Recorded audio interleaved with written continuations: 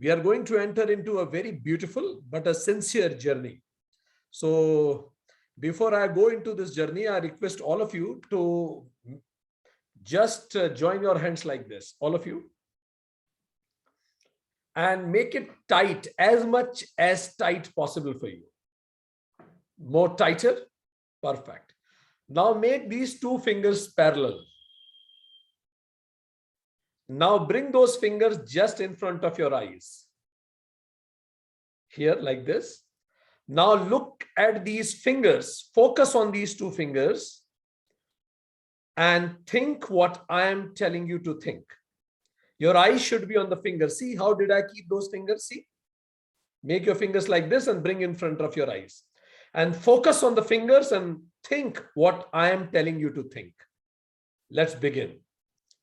Look at these fingers. You will feel there is a strong pull between these two fingers. Look, these fingers are coming closer, as if a pull, as if a thread is bringing them together. Look, they have come all the more closer, all the more closer. They are about to touch each other. There is a strong pull in them to touch each other. Look, they are about to touch. They touched each other. Look, they touched each other. They have joined. They have become one. They are one. They are one. Thank you very much. Now you can put your hands down. And now tell me, out of all of you, how many of you found that your fingers got touched to each other? Can you raise your hands? Perfect. Many of you are also students of science.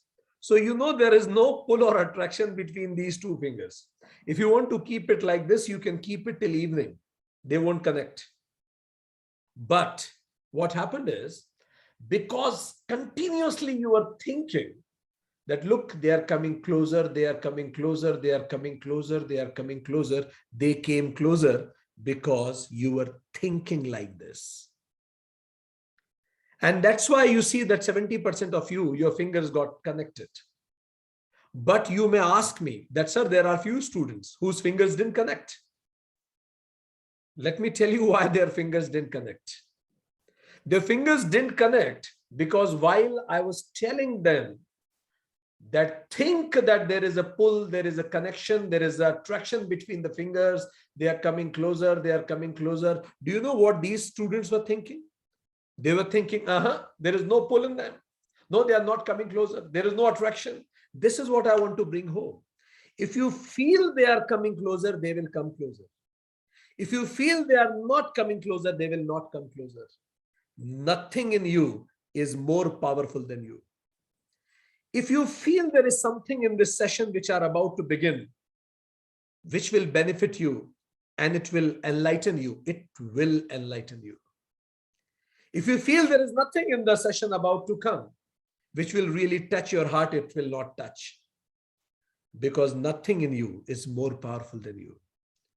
So whatever I am going to tell now onwards, I personally do not like to speak much. Let me tell you this. So whenever I take a session, I try to speak minimum possible. So I promise you one thing. I will not speak a single word unnecessary. It means if I have said something, it had to be said. So the speech or the session you need to attend with that sincerity that every single word matters. I have a couple of declarations before I begin. First, I am not an absolute expert of the subject, but I am a very sincere student of it, just like you. Second, whatever we are going to discuss is my understanding on Islam. I don't claim it to be absolutely correct. Third, I promise my 100% sincere efforts to you that I did for preparation of this session. And the last, that this sincere effort of these classes are there to learn and get introduced to Islam, not to judge it. So let's be non-judgmental in listening. Let's be very good, sincere listeners. And let's receive what it has to offer. Does that make sense? Perfect. Now for students, if you want to contribute in the session and you, as I can see you, many of you are not much comfortable in switching on the camera, let me teach you some tricks. If you like something, this is the method you can tell me that you are liking it. See, there is an option of reactions. Fine. If you feel that something brought tears into your eyes out of happiness, this sign you can use. Make sense? If you wonder, wow, is it? This is a sign for that. Hridaya, did you get it? Perfect. If you feel that, oh, it calls for a celebration, that makes sense. Fine. And if you absolutely loved a concept, fine. So you can be very active throughout the session by so many emojis that you have. And you see their whole list is there thanks to Zoom. Fine. If you think that I smashed it, you can put like this. Fine. So this is a digital understanding so that you can be more active throughout the session. I will request you to hold on your questions for the end of the session. But if any question comes to you and if you cannot hold it on, you can ask me. You can ask me this question in English or Hindi, in any of these two languages, because I know only these two languages. Fine. So आप इसमें से किसी भी भाषा में हमसे प्रश्न पूछ सकते हैं. And you may, and I will answer in English for general audience, because I can see some audience from UK here, some are from USA, and a couple of audience from your organization who are from different parts of the world. Rekha madam told me about it. Have they joined, Rekha ji? Yes, I can see Danila is there. I can see Liliana is there. Perfect. They are from Germany and Mexico. They are there. Perfect. So that's why let's begin with the session today. What we are going to understand in very less time is, first, I will tell you about the life of Prophet Muhammad. Second, I am going to tell you about Quran. Third, I am going to tell you about the 5 principles of Islam on which Islam works. Fourth, I am going to tell you a very interesting story of creation. How Islam sees the world was created. It's very interesting. Fifth is, I'm going to tell you about the 6 pillars of Islam, how to connect with Allah. And sixth and last, I'm going to tell you something about the teachings of Islam. So are you ready for this venture? Perfect. Let's go ahead. So let me begin from the beginning. So this story starts from the land of Arab, where there were many tribes, and every tribe used to follow their own gods, statue of the gods, lots of rituals, lots of orthodoxies, lots of fights between the tribes.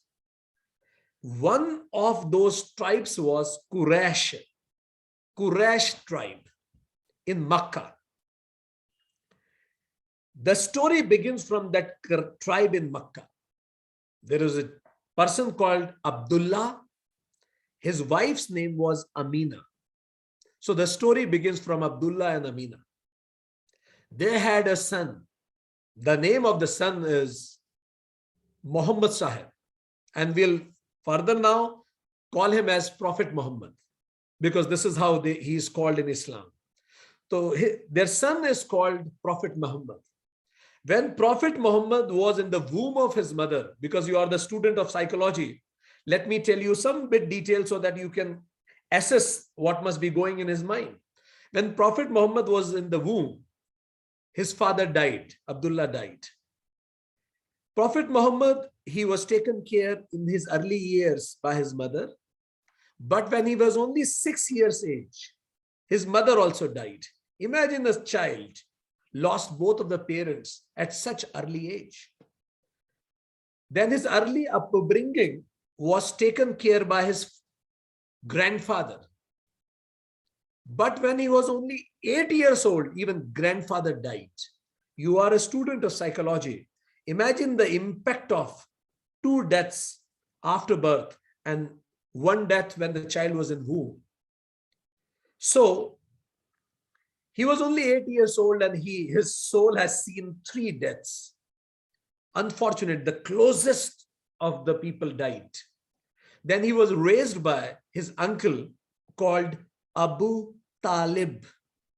Abu Talib. he raised. Somehow, Prophet never had any formal education at all. And the lesson for all of us is, there is something called education of life, not for livelihood. And we need to learn that also. When he grew up, he was quite very intelligent about life, have not learned much about livelihood though. Then he started doing a job with a rich widow. Her name is Khatija. This time, Prophet's age is 25 years old. He was such an intelligent and beautiful person that Khatija fell in love with him. And she married the Prophet. Khatija was so enamored, and she knew that he will take care of his business, and because she was already rich, to many, many multifold ways. But life had some different plans, kids. Like we plan lot many things, but life doesn't go that way. A larger than life purpose was waiting for him. God really wanted something grand from him. Because friends, person may die, but purpose lives perpetual.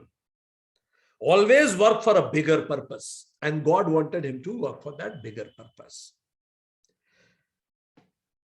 Prophet Muhammad was the name which world was never going to forget. So something good and great was about to happen at this juncture of his life. And his presence is going to change the world forever. And how it started is also very interesting.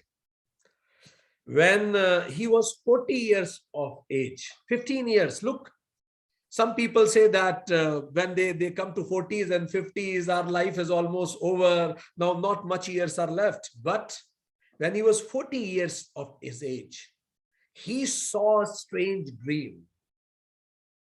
And that dream changed his life forever. That dream had many messages which he could not decode.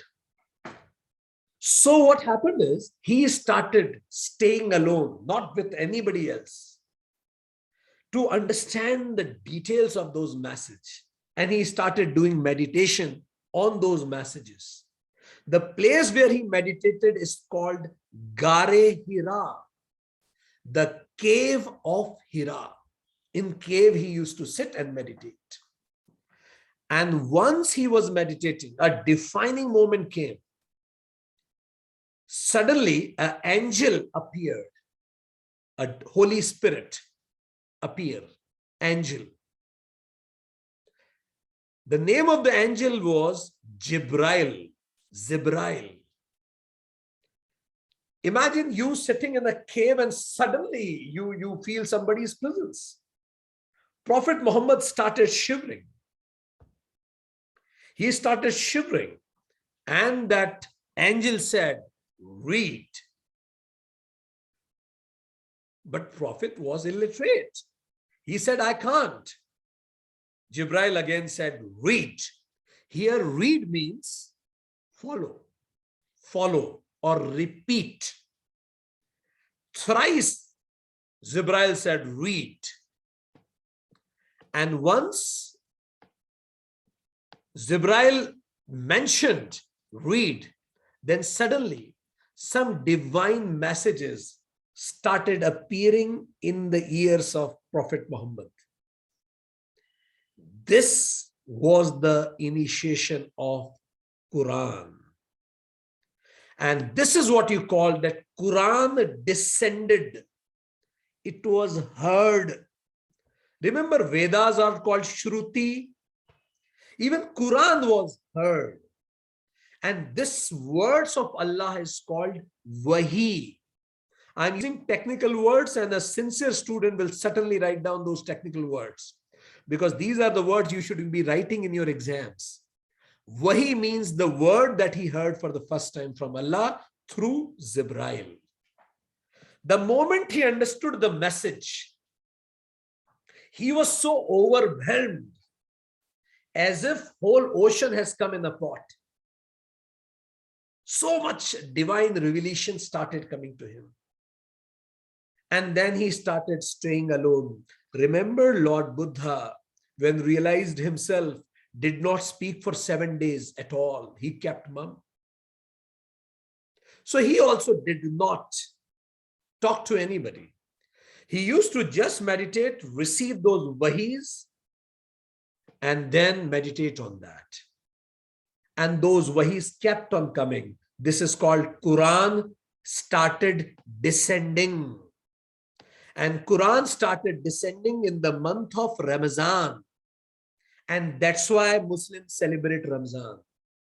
That's why in Ramazan, they purify their body and soul so that divine revelation should be received by them also. They still believe that every Ramazan, Quran descends, the God's message comes to us. And then what will happen? Obviously, if you like a sweet, Swati, what we'll do? You will tell, look, I went to that shop, that sweet is great. So if it is a small sweet, you want to share with others. But if it is the best knowledge in the world possible, obviously, Prophet Muhammad started sharing the message with others. But then it started threatening the majority. And majority wanted to kill him. People tried to kill him. What will happen when people will try to kill? He ran away. He ran from Makkah to Medina.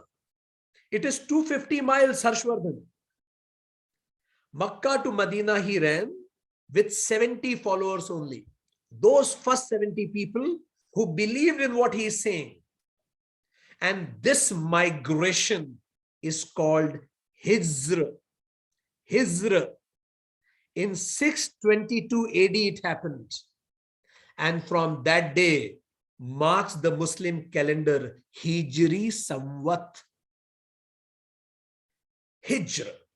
Hijr means migration from one place to another.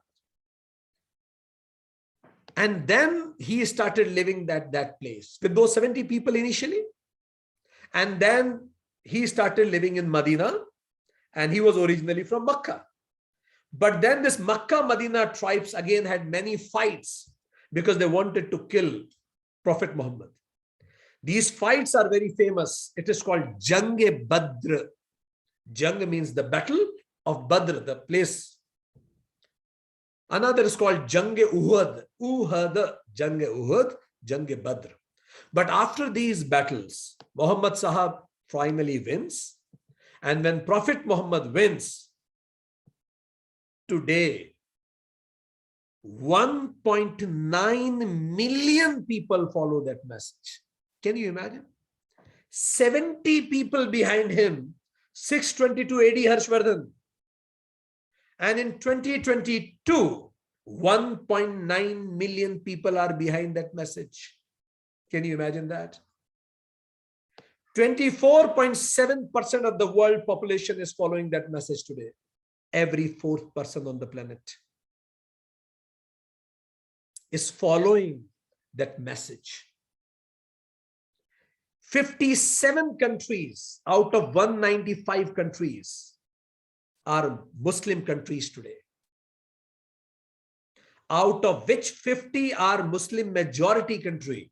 It means 26% of the world countries and 25% of the world population today are following that message. Can you imagine this? What must be that message? Every fourth country and every fourth person on the planet is following the same message.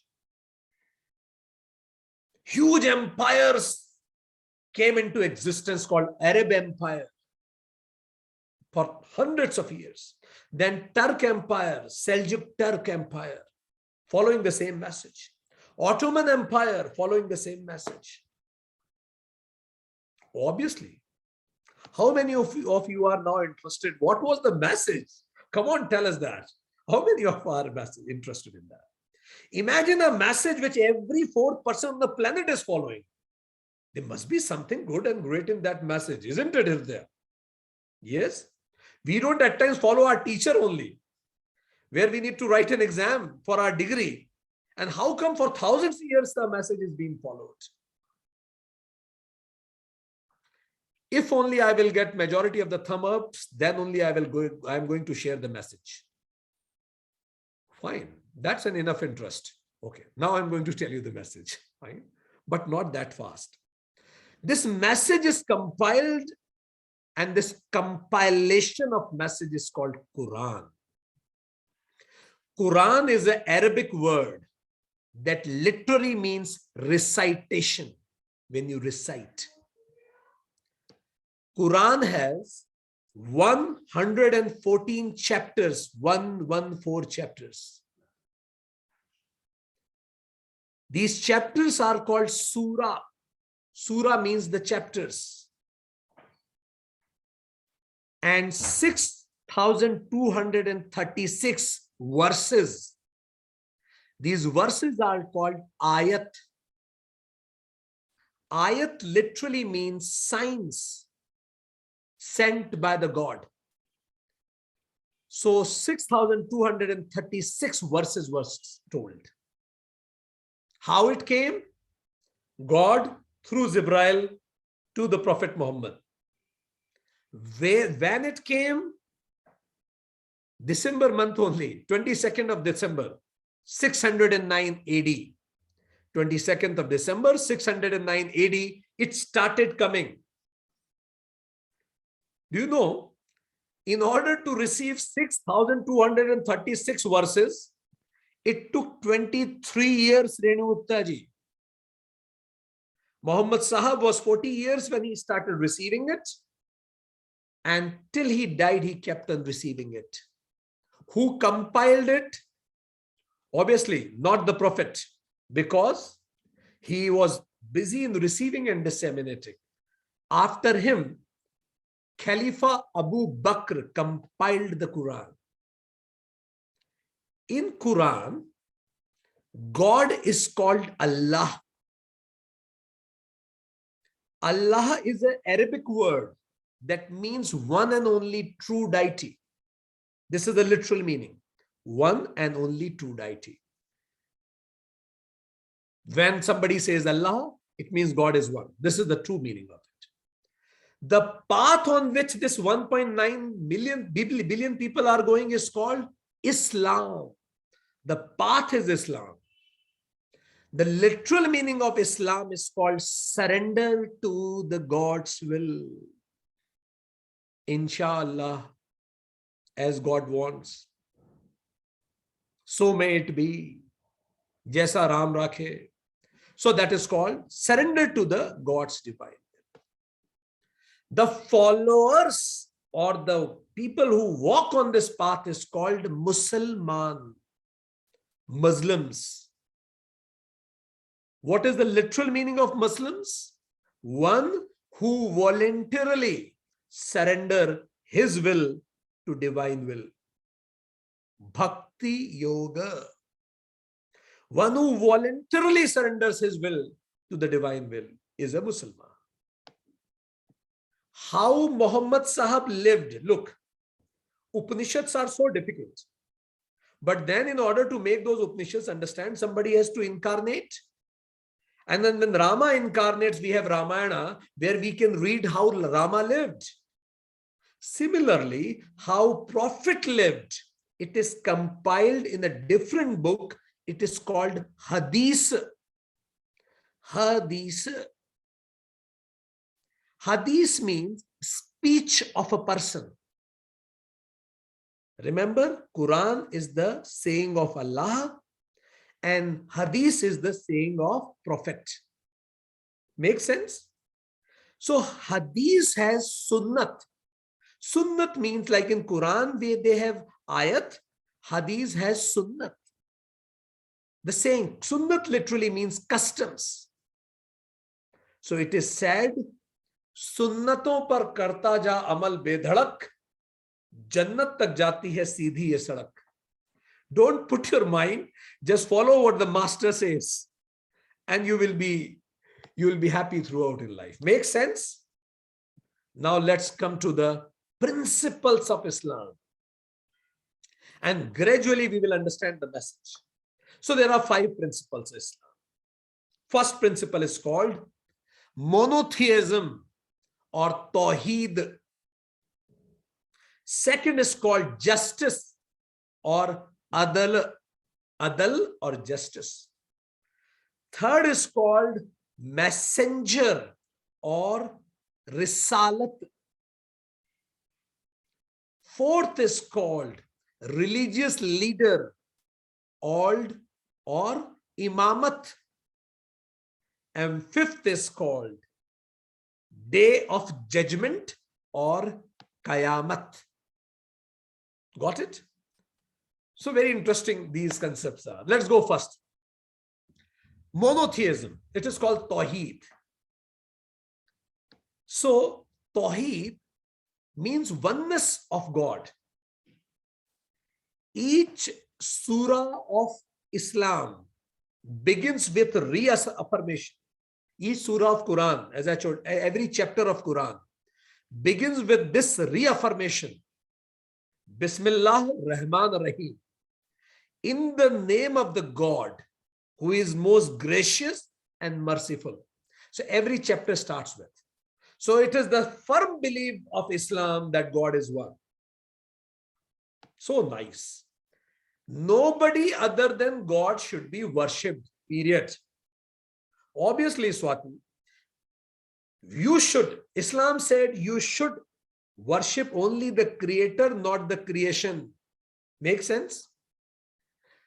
If anything is created, you should not worship it. Only creator should be worshipped. And in that, there are 99 different names through which you can call your creator, Allah. There are very interesting names. One is called Khalik. Khalik means the creator. Another is called Rab. तुझ में रब दिखता है, मैं क्या करूं? सुना होगा आपने गाना. Rab means the caretaker, one who takes care, palanhar, fine, sustainer. Hakim means the administrator, one who rules. Adil means one who judges, the judge, the final judge. Alim means absolutely wisdom oriented. Absolute wisdom, Alim. These are different names of Allah. Muzazi, one who takes revenge if you do wrong. So this is how. Remember Vishnu Sahasranama? 1,000 names of Vishnu, 99 names of Allah. So Allah is formless.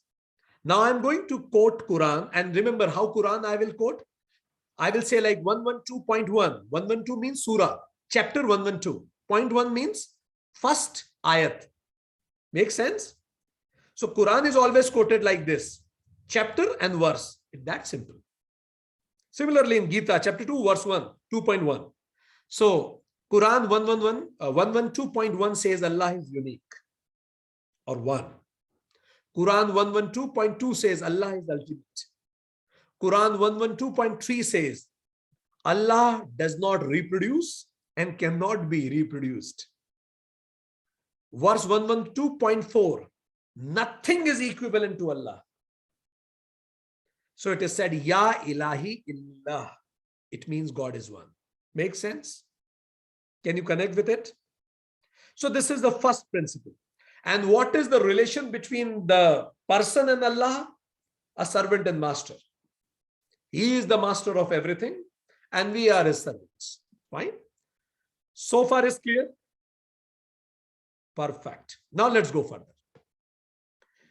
Nobody shares his dominion. And here is the point that probably they have some disagreement with Christians. Fine. They say nobody at all can share his dominion, Allah's dominion. For anything to be created, Allah just say be and things comes. Just be and world comes. But nobody will share his dominion. If you worship anybody other than Allah, it's wrong. That's period. Fine. And God is not the part of creation. None of his creation shares his power. Remember Sankhya, Purush and Prakriti? I don't know if you have gone through it. There are two. They are not one. They are two. God and we. We are the followers. He is the creator. Fine. So, worshipping the creation is sin. And in Quran, the word they use for Allah is we. Humne aisa kiya. It is like this. We does not mean many people. It means to show respect here. Right? So this is the first concept. Is that clear, everybody? Can you raise your thumbs? Perfect. Now the second concept is called adl, or justice. And I love the definition that is given in Quran for justice. They say, whatever Allah does is justice. Fine. Whatever Allah does is absolute justice. He does things which is very fair. He is most fair. Remember Gita, Krishna says, I don't take your pap and punya. No, I don't take it. So he judges everybody very just. There is another word which I want you to, maybe it is an interesting word to know. It is called Qaza-e-ilahi. Qaza-e-ilahi. It means order of God. Qaza-e-ilahi, order of God.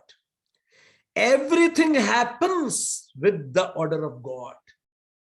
Quran chapter 7 verse 54. Whole creation is in my command. Krishna tells to Arjuna, Arjuna, not even a leaf can operate without my command. Whole universe is in my command. Al-Qaza-e-ilahi. Then this is another principle is called principle of Qaza and Qadr.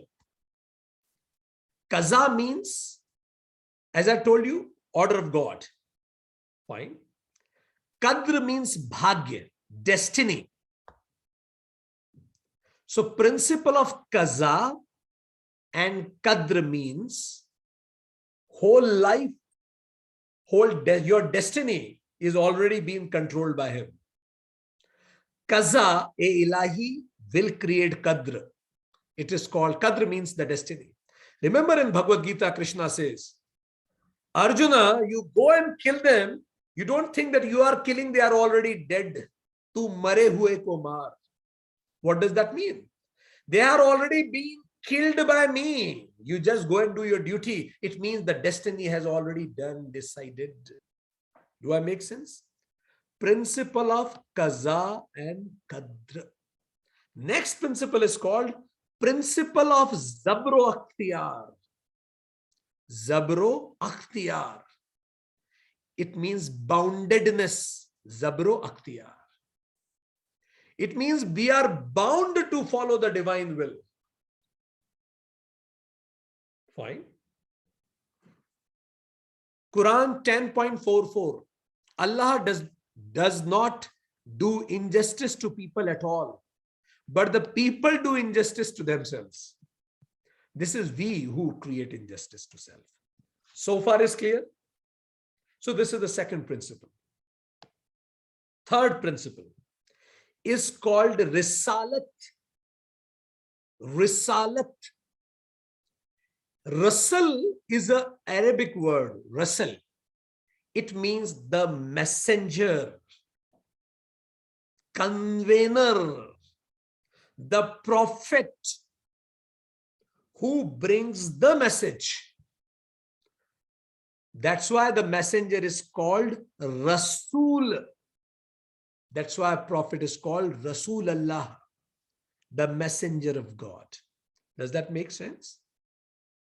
So God picks the Rasul. Who will decide who will be the messenger? Obviously, Allah will decide. Why he picks the messenger? Two things. To redirect human race. Remember Krishna saying, Arjuna, wherever there is decline in virtue and rise of vice, I come again. Redirect human race. Second, I am just speaking from Quran. I promised you not to speak a single word unnecessary. Second purpose of Rasul is establish God's order. Establish God's order. Abhyuthanam dharmasya. Again, rise of dharma. Vinashaya chadushkata. So these are the two purposes of Rasul. And now our Rasul gives orders to establish the law. These orders are called Shariat. Heard of it? Shariat are the orders of Rasul in line of Quran. Clear? The Quran does not have Shariat. It is the Rasul who gives order. Islam believes that from Adam, remember that Adam, Eve, that apple? From Adam to Muhammad Sahab, there were 1,24,000 Rasuls. Can you imagine that? 1,24,000 Rasuls. So it means Islam was before Muhammad Sahab. This is what they want to establish. But not every Rasul or messenger brought Shariat. Only 5 out of 1,24,000 brought Shariat. Who were those 5? First was Nuh. Remember that boat? Nuh's boat. I will tell you the story when if time permits. Second is Moses. Third is Ibrahim. Moses, Jew people, their prophet. Third is Ibrahim. Fourth is Isa, Jesus, Christian. And fifth is Muhammad Sahab, the prophet. So these 5 brought the Shariat. Quran says 35.24. There has been no people but have been warned by the warner of God. Everybody was warned that follow the righteous path. Quran says, people, Allah knows the best whom to entrust with his messengership. 6.124. People can't choose the Rasul. None of the prophet or the messenger shares any parts of God's divinity. They are merely human beings. And here is the point of disagreement. Christian doesn't believe Jesus is a human being. But Quran says that none of the prophet or messenger shares the part of the God's divinity. They are merely human beings. It is forbidden to worship them or to use them as God. The term Mohammadism is considered as an insult to Islam. So if you say Mohammadism, it is blasphemy because he is just a messenger. Quran says 19.88-89. Some say God has taken to himself as a son. See where they are indicating to. Some say God has taken to himself as son. You have indeed uttered something exceedingly hideous. Nobody can be God's son. This is what is specifically written in Quran. Quran 3.79. It is not for human beings that God should give prophethood. And then one should say to the people, be servant to me instead of God. It's wrong. That even prophet cannot say that be my servant. No, nobody. And every person should be servant only to the creator, not to the creation. This is the third principle. Make sense? Can you connect with what I'm saying? Perfect. Fourth is called imamat. Imamat. Imam is an Arabic word that means religious leader. So see, Allah chooses Rasul, the messenger. But messenger chooses the imam. So this is the difference. Messenger chooses the religious leader. So it may also happen that the Rasul and Imam may be the same person. He may choose himself, like the Prophet. He was the messenger, he was Rasul and Imam both. It may be the same, it may not be the same person. But the difference is this. Make sense? Perfect. So last is called Qayamat. That's very interesting. The day of judgment. What happens when we die? It is called Akhirat, the last day. Arabic word for the end, Akhirat, Qayamat. Quran says 21.35. Every soul is bound to taste death, and you shall be made to return to us. Remember Gita?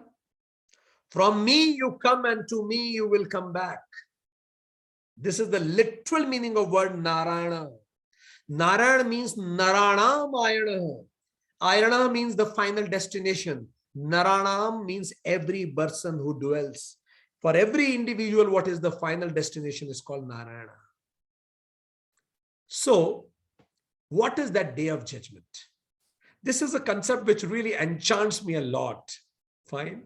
I studied a lot about it and I loved it, the way it is presented. So what will happen when we all die? Though your age is not right to tell you all these things, may you get long life, but still, just for the academic understanding. What happens when you die? So Islam says that once you die and your body is buried, then on the day of judgment, the final day, the new body will be recreated because that body will be spoilt. A new fresh body will be created. And then Ruh means the soul will be united once again with the body. And then all the bodies will be resurrected from the graves. Just as the God has created us for the first time. And then what will happen? Each individual will stand before God to be questioned about his deeds, what he did in his lifetime. You will see in detail the result of smallest good and evil you ever did. Smallest. If you did something smallest wrong, you'll be punished. Kunti, when she was a kid, Gandhari, when she was a kid, she didn't know Swati much. By chance, she dropped a full cane of water on ground. And when water fell on the ground, there was an ant which has given 100 eggs. All 100 eggs died. Because it was an evil act. Her 100 kids died. Her 100 sons died. So Gandha, even the smallest evil deed you need to suffer, Islam says. Lying and deception will not be possible. Like it happens on earth, it won't be possible. Why? Because in earth, when you go to judiciary, you need evidences. You can buy those evidences. But Islam says on the day of judgment, you shall bear witness against yourself. 6.130. You shall bear witness against yourself. We all know in the heart of the heart when we were wrong. We may justify it to everybody. We may be able to justify it to whole world, but somewhere inside you know you were wrong, or you were not that correct, if not absolutely wrong. So you will bear witness to yourself, and then the judgment will be done, the final judgment. So people who are righteous, they will be sent to Jannah. Jannah means heaven. And people who were wrong, they will be sent to Jahannam, hell. So what will happen in Jannah? Pleasure. It is called garden of felicity, happiness. Verse 5.65 Quran, the term is used, garden of felicity. Rivers are flowing beneath you. No disease, no fatigue, no evil. Then you will see the face of God, Quran says. You will meet your God, the Creator. Because you need to be that pious in order to reach there. It is said not everybody can go to Vaikuntha. Only the most pious soul can see Narayana. After day of judgment, death will no longer be, and our existence will be forever. And what will happen to Jannah? Hell? It's horrible. Fire, there is a fire in hell where the fuel is human beings. We will put as a fuel in that fire in hell. Quran verse 83, verse 17, chapter 83. This is that which you used to deny. Whatever you denied throughout the life, you will suffer this now. So, this is the day of judgment. There are few rules that works in the day of judgment. First rule is called principle of barzakh. Barzakh. It means the time gap. The time gap. It means once you die, because day of judgment is not next day, yes, Hemant? It may take lots of time. So between death and day of judgment, the time gap is called barzakh. Justice will not be done just after your death. There will be a time gap. Souls remain suspended till then.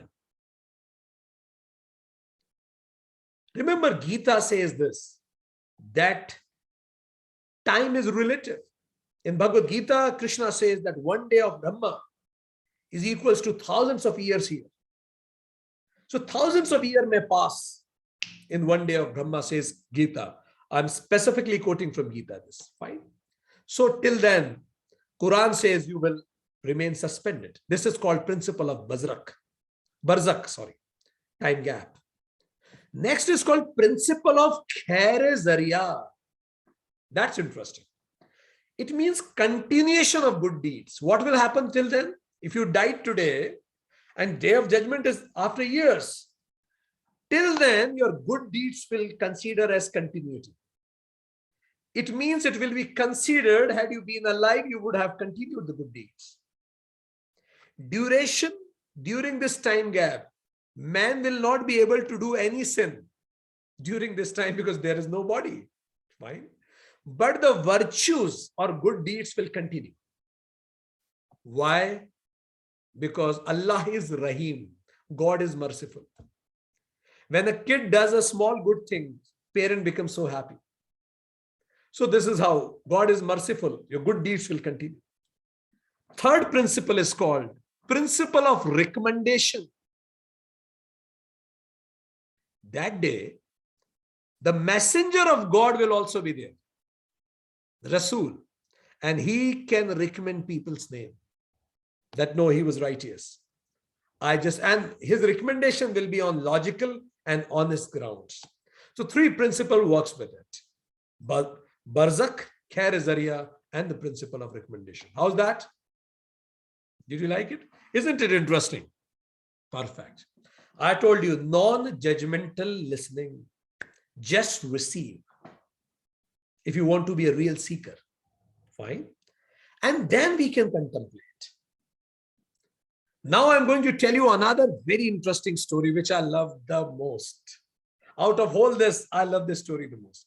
The story of creation. The theory of creation. So that's very interesting. So what happened? How this world came into existence, that's very interesting. God announced to the angels that he is placing new species on the earth. Please pay attention, on earth, not in heaven. God announced to the angels that I'm going to place new species on earth. And then God created Adam, fashioning it from clay. So we are made up of clay. Dekh tamasha mitti ka. We have come out of clay. God has created us. Allah has created us from clay. And then Allah breathed the soul in Adam. So the soul in us is the breath of Allah. And then taught him the name of all things. Allah was the teacher, the first teacher who taught all of us. As we say, Adi Yogi is the first teacher. Krishna says in Gita, I am the first teacher. I taught to son, son taught to him, and they taught to them. I am the person who started, the grandmaster. Then from the same soul, that is very interesting, Allah created Eve. This is how the concept of soulmate comes. From the same soul, Eve was created. So this is how woman becomes the soulmate. And God asked them a very difficult question. Do you want free will? Why this question is difficult? Because look, if I don't have any free will, then all my sins are not mine. Yes, I can always blame everybody else. But that's why Allah in the beginning only asked this, do you want free will? Human said, yes. And from there the story begins. Tell me, all of you, which is the most intelligent species on the planet? Quick, write in the chat box. I'm waiting for your answer. Which is the most intelligent species on the planet? Quick, quick, quick, quick, fast. Human, human, human, human, human. Perfect, perfect, perfect, perfect. Good. Thank you. Somebody has written we. You mean the students of Shri Shri University, is it? Okay. Okay. Next is my next question. Question number 2. Which is the most unhappy species on the planet?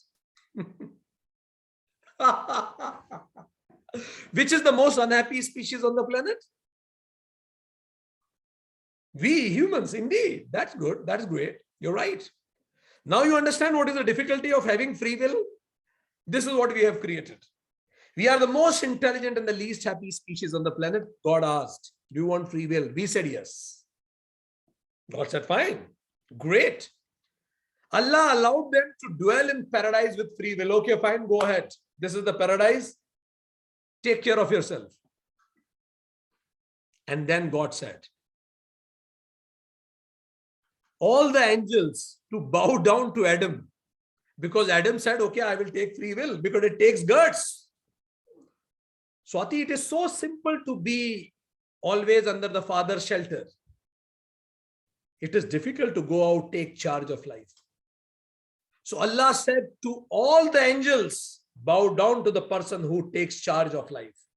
So even angels bow down to those person who takes reins of his life in his hands and never blames anybody else. How many of you, by the way, blame each other? I am upset because he did something. I couldn't do so much good in exam because of Corona. I couldn't do this because of this, because of this, because of this, because of this. Angels don't bow down to those people who find so many because. So God told angels to bow down to Adam. All angels bowed down to Adam. It means we are the best creation, Quran says.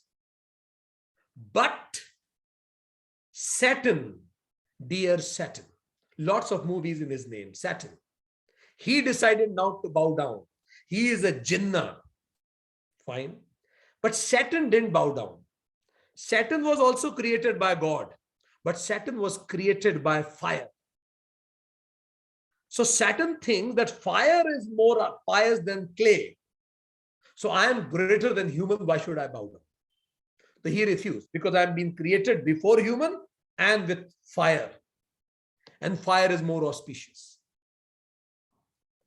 So Saturn in Hindi is called Shaitan. Suna hoga na apne naam Shaitan? Shaitan jaag utha. Very good. So God condemned the Saturn for disobedience. But Saturn asked God to forgive him. Saturn was so smart. What he said is, God, please forgive me till the day of judgment. And God is so merciful, because even the Saturn is his own creation. So forgive him till the day of judgment. Saturn said, look, everybody's judgment you will do on the day of judgment. Then why not me? You decide for me also till the day of judgment. So till then, even he is rescued. Saturn wanted to take revenge now from Adam. And this is the whole crime you talk about. Every moment Saturn is taking revenge from human. So Saturn wanted to make Adam and his descendants unworthy, just wanted to see to the God on the day of judgment, look, I was right, they are not worthy. So dear friends, when we do wrong deeds, we are proving to the God that Satan was right. We are not worthy. Make sense? Let's go further. God wanted human and Adam to have choice between right and wrong and with free will. And that free will, we have free will. One option, we follow the path of Satan. And second, we follow the path of angels, God, righteousness. Now we have free will. So this is a choice that we have in our hands. Life is a choice. You make choices and then choices make you, isn't it? So be very mindful when you're choosing something in life. Fine. God gave Satan respite as a trial of humanity. And what was there in the God's mind? It is not that he tricked the God. God is the creator. Father knows everything. God said that will be a really interesting game. If I have given free will to human, let me free the Satan also. Let's see how many of them fall prey. During the exams, when you cheat, you fall prey to Satan. When you get up in morning and you don't study with your full heart, you fall prey to Satan. Then God told Adam and Eve to enjoy the fruits in the garden, but never to approach a tree.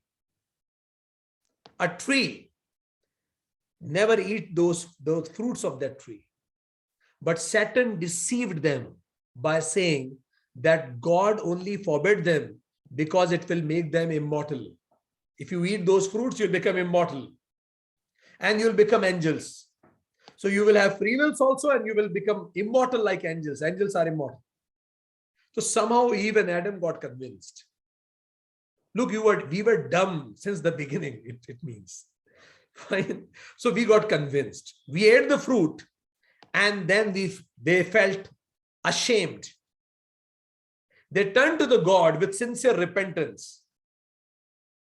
And again, God forgave them. God said, that's okay, it happens. I knew it, probably. Remember that? God initially declared, I'm going to place human on earth. Probably it was in his mind and he knew it that he's going to place on earth.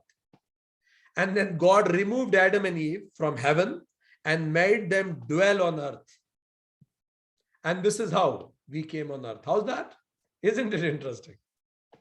So from here on earth, if you follow what is right, then we will be given Jannat. And if you follow what is wrong, you'll be given Jahannam. And in between, those angels will come and guide us when you walk on the right path. Because angels really want to prove God that God is right. And Satan wants to prove God that God is wrong. And this is how it goes. Angels, by the way, don't have a free will. Human has free will. And this is why human is greater than angels. We are the greatest species on the planet, says Quran. Fine.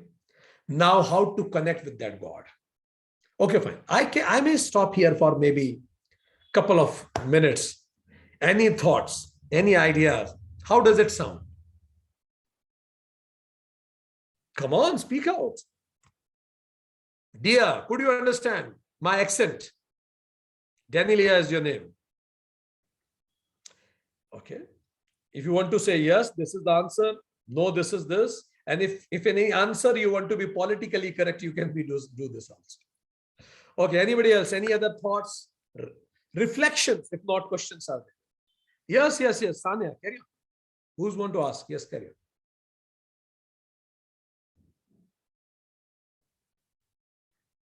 Quick. Anybody, any questions? Okay.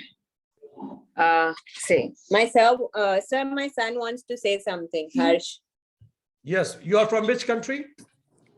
India, Pune. Okay, perfect. Carry on. Sir, who has hands? Humans. And other animals don't have hands and legs, so then they can walk. They only have them. We have 2 legs to walk and they can walk on 4 legs. So then that's how we are mentioned as the greatest species. Okay, okay, okay. Sania, can in one line, can you? He wanted to say on the humans, you were asking who is the greatest species and who Okay. is the dumbest species. So he wanted to say on that what is the difference between humans and animals I as agree. per his knowledge. I agree. That's true. Thank Yeah, you. thank you, sir. Kalma, thank you to him. And let me tell you, Rekha madam, kids' questions really makes me afraid because they are so genuinely right questions that it becomes at times very difficult. By God, when a kid asks something, I am always at my toes to think, I don't know what will he ask. Okay, fine. Thank you. Any other question or any other reflections? Quick. We will take only 1 more minute for this. Then we'll go for the class again. No, angels didn't deny Hemant. It is the Saturn he denied. Saturn is not an angel. Yes. Any other question? Okay. Look, in an online session, Hridaya, if there are no questions, it means 4 things. First, everything is clear. Second, nothing is clear. Third, my mic is not working. Fourth, I am hungry and the time of session is over. So I don't know what is the reason, but the time of session is still not over. Yes, Madhulika ji, many questions are there with you. Perfect. So we'll take those questions maybe later because the time is over now. Let me further go about it. Yes, Sanjay ji, carry on. Just, I mean, very interesting. I mean, it was like, I feel like, okay, a lot of things were miscommunicated or misunderstood by me about Islam. One thing I mean, like, I'm still a little bit confused. So do we, or can we say that here Islam says about Dwait philosophy instead of Advait philosophy? 100%. Okay. Okay, I got it. Thank you. Thank you. Let's go further. Now, how to connect to the God? Then there are 6 pillars to connect to the God. First is called kalma. Second is called namaz. Third is called zakat. Fourth is called roza. Fifth is called hajj. Sixth is called jihad. Let's go further now. We are going deeper. Why? Now it's deep. Kalma means declaration of faith. Now we are learning how to connect to the God, Hemant. You need to declare declaration to the faith, isn't it? And what is the declaration? Ya ilahi illallah Muhammad Rasul Allah. I testify that there is no true deity except God. Ya ilahi illallah Muhammad Rasul Allah. And that Muhammad is his messenger. So this is you need to declare in the beginning. Fine. Second is called namaz. It is also called salat. It means prayer. Now I'm going to use many technical words. If you want to get good scores in my exam, always write technical words. Fine. So this prayer in Islam has 7 steps in it. 7 steps prayer. Fine. Step 1 is called takbir. Takbir. It means raising your hands to your ears and say God is great. Allahu Akbar. Allahu Akbar means God is great. This. Yes, Sanya. You're right. Makes sense. Next is called Qiyam. Second step, Qiyam. It means standing up. Then you stand up straight. Third is called Kirat. Kirat. Kirat means reading a ayat of Quran. Now they read a ayat of Quran. What is that? Let me tell you what exactly do they say when they do namaz. Word by word, I am telling you that. It is from Surah Ahmad. In the name of God, the infinitely compassionate and merciful. Praise to Allah, Lord of all the worlds, most gracious and most merciful, Master of the day of judgment. You alone do we worship. You alone do we ask for help. Guide us on the straight path, the path of those on whom you bestowed favor, not of those who have evoked your anger. Quran 1.127, it is mentioned. This is what they say when they stand up and do prayer. Fourth step is called Rakku.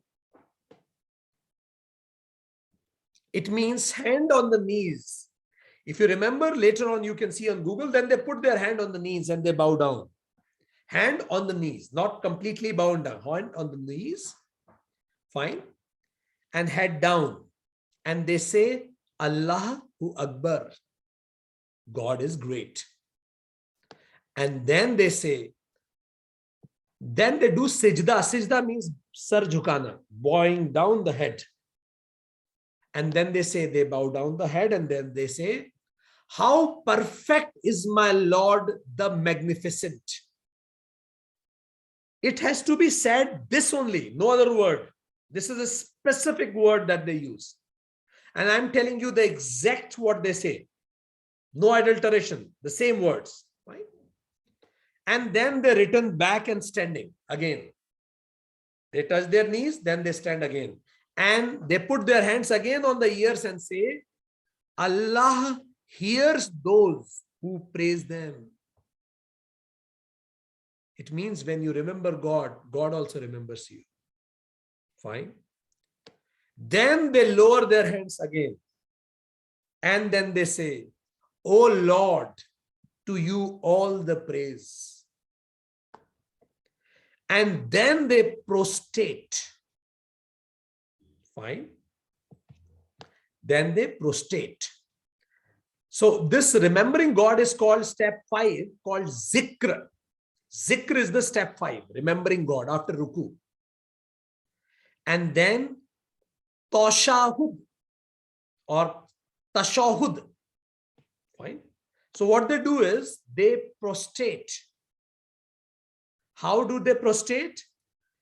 Their head, nose, palms, both hands, knees, and both toes should touch the ground. Remember Sashtanga Pranam? A kind of that. So this prostration when they do, then they say in that position, how perfect is my Lord, the highest. Fine. And then they say, step 7, salam, prayer for peace. May there be peace in the world. Salam word, when you meet and people say salam, salam means peace. The literal meaning of word salam. Fine. Make sense? So this is what is the Islamic prayer. How many times you need to pray like this?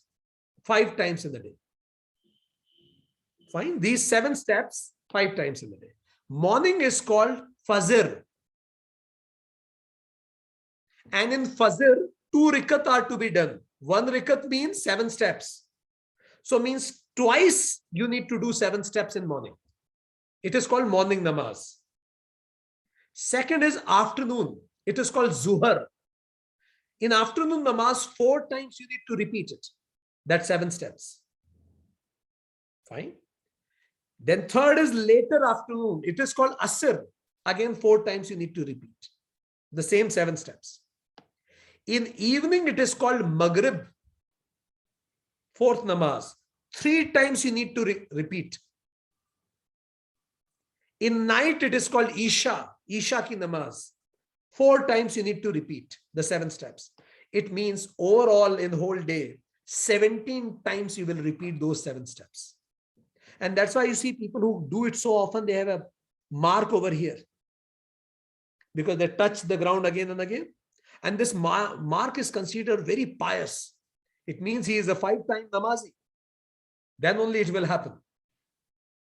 So it is a farz of every Muslim to do it 5 times. It is must. If you won't do it, it will be sin. 5 namaz means 17 rikat, 17 times those 7 steps. Fine. But there is another type of namaz is called nawafil. Nawafil means when you do it 23 rikats, means more times you repeat it. But it is not compulsory. It is good to do. But if you don't do it, it is not a sin. It is nice to do, kind of. And what is the pre-preparation of namaz? First is you do wuzu. Wuzu means you do what with water. If you put water on your hands. Second method is if there is no water, because Islam came on a barren land where water is less, then it is called with soil also you can purify yourself. It is called tayammum. Tayammum. When with soil you purify yourself. And third option is obviously take bath, ghusl. So wuzu, tayammum or ghusl. But assure that you should have a purified body and mind before you enter into the prayers. Which direction you should look when you do namaz? Qibla, Kaaba Sharif. What is Kaaba? That stone structure? The first home built for the worship of God. An empty cube-like structure. You must have seen that black colored stone in Makkah. Located in Makkah, it was built by Ibrahim and his son Ismail. Please remember, they are not praying Kaaba.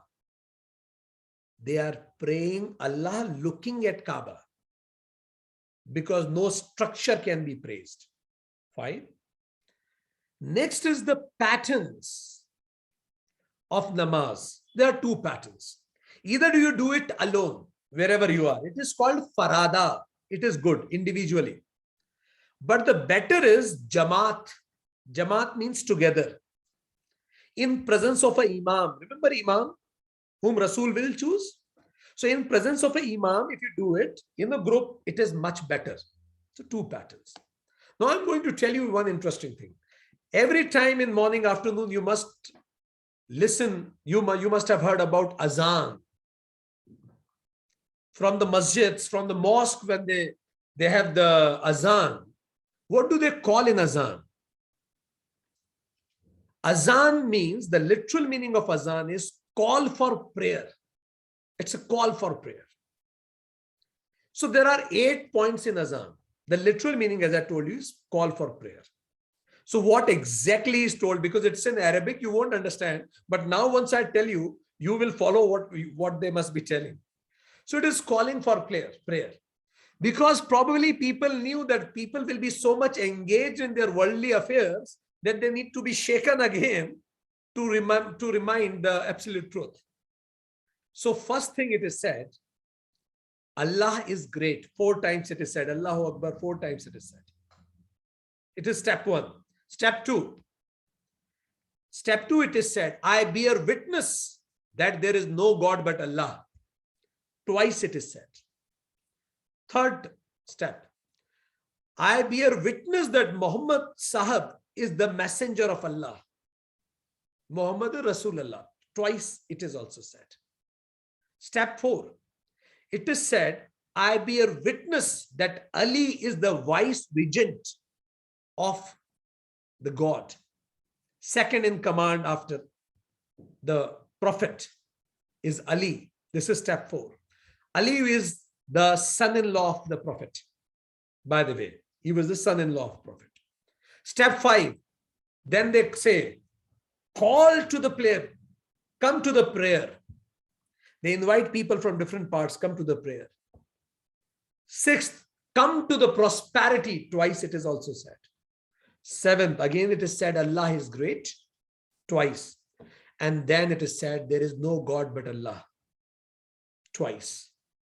So this is 8 steps. Shia speaks all these 8 steps, but Sunni do not speak step number 4 and step number 6 because they don't believe in that to mention Ali separately. Fine. That's why that Ali component they don't have in their azan. So I told you about this. Second is called zakat. Zakat means wealth purification. Fine. Look, namaz is self-purification. Now wealth purification also has to be. Zakat, it is also called khumus. Khumus means that part of the income that we need to do. So there are 2 things, zakat and khumus. What does that mean? To help orphans, travelers and needy. But there is a small difference between zakat and khumus, let me tell you. Zakat means, as I told you, literal meaning is purification. Right? Zakat means giving away at least 2.5% of your annual saving to the community and needy. Wonderful thought, isn't it? Specifically, 2.5% of your annual saving, not income, to be given to community and needy people. It's called zakat. It is must. Khumus literally means 5th part, 1/5. It means give away 1/5 part of your savings. Oh, sorry, 5% of your savings. It means 5/5 part means 5%. Give away 5% of your savings to community development and the family of Rasul. Here it's an important thing. Family of the Prophet should also be given something in this. So this is called zakat. Clear so far? Next is called Hajj. Hajj means making privilege to Makkah, pilgrimage to Makkah. It is called Hajj. Making pilgrimage to Makkah. Fine. So every Muslim, if she or he is able and have means, should visit Makkah once in a lifetime. Fine. How does it happen? Let me take you to a Makkah tour. I'm going to tell you exactly what happens there. How many of you are interested? Perfect. So the ritual starts with Ibrahim and this going to Makkah. This ritual started with Ibrahim, but later on Muhammad Sahab restored it. So it starts on between 8th through 13th day of the 12th lunar month. It is a 6 days visit, 6 days pilgrimage. 8th to 13th day of the 12th lunar month. So how it happens? First day they wear a cloth, white color cloth. It's called ihram. Fine. And they enter into haram. Haram means the forbidden zone. So then they enter into the forbidden zone. And there, forbidden means not everybody can walk in. 7 times round they take off that Kaaba Sharif. 7 rounds. It is called tawaf, taking those rounds. And then they pray at the station of Ibrahim. It is called Maqam Ibrahim. Some places of importance for Ibrahim. Ibrahim was also one of the messengers. Fine. And then they drink from the spring of Aabe Zamzam. Jannat ka pani. Aabe Zamzam. So they drink. It's a ritual. This is day 1. Day 1, you remain in Makkah. Now what do? Day 2, you go to Mina and you stay in Mina. Mina is also a beautiful place. And then you stand on the Mount of Mercy, where Muhammad Sahab, when Prophet used to go, you go on that mount and you remember him. You meditate on him. Fine. Now on 3rd day, you go to Muzdalifah. And there you celebrate Eid al-Adha. Fine. So this Eid, what we celebrate. So Eid is a part in the ritual of Hajj. It is called Eid ul-Juha. Eid ul-Juha also it is called. Fine. So you celebrate it there, that moment. And then what happens is you come back to Mina. It is third day. You come back to Mina and then you pick some stones and you hit the Saturn, because Saturn has created all the mess. So you throw those stones on the Saturn. Where is Saturn? So there are 3 pillars. It is considered as the representative of Saturn. So you hit the Saturn because it created the original temptations. And after you have hit the Saturn, you have prayed, now you are purified, and then you remove the ihram and you go back to Makkah. And then you run between, there are 2 hills there, Safa and Marwa. 7 times they run here and there. Why they run 7 times between these 2 hills? Because Hazrat Ismail, his wife, was taking care of his kid, and his kid did not have water to drink. So a mother of a prophet, actually she had to run for water. So remembering that thing, they also run between these 2 hills. That the name of that lady was Bibi Hazara. And then that the daughter, the son's name was Ismail, as I told you. Fine. So Ismail was the son of Ibrahim. So mother means Ibrahim's wife was running between these hills 7 times to get water for Ismail. And while Ismail was very thirsty, he rubbed his leg on that sand. And when he rubbed his feet on the sand, then from there water sprouted up. And the same water is called Abe Zamzam. So this is the story behind it. And now these are 3 days, day 4, 5, 6. They remain in Mina, they prayer, and they come back. So this is how it is. Fine. Now, next point is called Rose. Rose means self-purification. Fine. Also, so we have wealth purification, now we have self-purification, even namaz is self-purification. Fine. So Rose is self. A physically able person who has achieved puberty, a physically able Muslim who has achieved puberty must fast during the lunar month of Ramzan. Lunar month of Ramzan, it is the same month when Quran descended on Muhammad Sahab. Ram means to burn, Zan means yourself. So you put yourself in fire of wisdom and fire of self-sacrifice. So that is called Ramzan, the month. In that, what you do is Roza. Roza begins with sunrise, ends at sunset. Sunrise, ends at sunset. In between, no food, no drink, no sex. So Roza ends, it's called Iftar when sunset happens. And there are small differences. Shia believes that not only sunset, till there is redness in the sky, you cannot eat. But Sunni believes that the sun is set, you can eat. So there is a small differences. So Quran says, do Roza till the darkness of night. Chapter 2, verse 187. And once the Ramzan ends, then you have Eid ul Fitr. You call it Mithi Eid.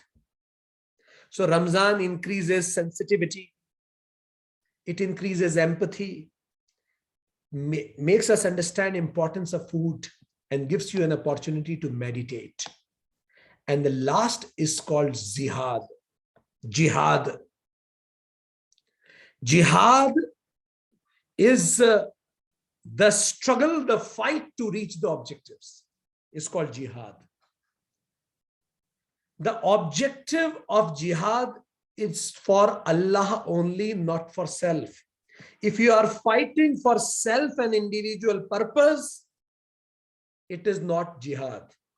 it has to be fought for Allah. So there are three types of jihad. First is called internal jihad. Internal jihad means when we improve ourselves, when you fight with your own weaknesses, it is called internal jihad. When you fight of your own devil within. Second is called symbolic jihad, where you improve Islam without weapons. You make people understand the importance of Islam and tell them a message of peace. Third is called jihad with weapon. It is called qatal. And when it can be done, after every single possible means is tried and nothing is left. It is called atmame huzzat. When every single thing is tried, then you can go for weapons to establish what is right. Quran chapter 4 verse 74. And who fight in the cause of Allah and is killed or conquers, we shall soon grant him the great reward. Remember Gita, O Arjuna, stand up and fight for what is right. So these are how you connect with Allah. Now I will have quick teachings of Islam, which I love the most.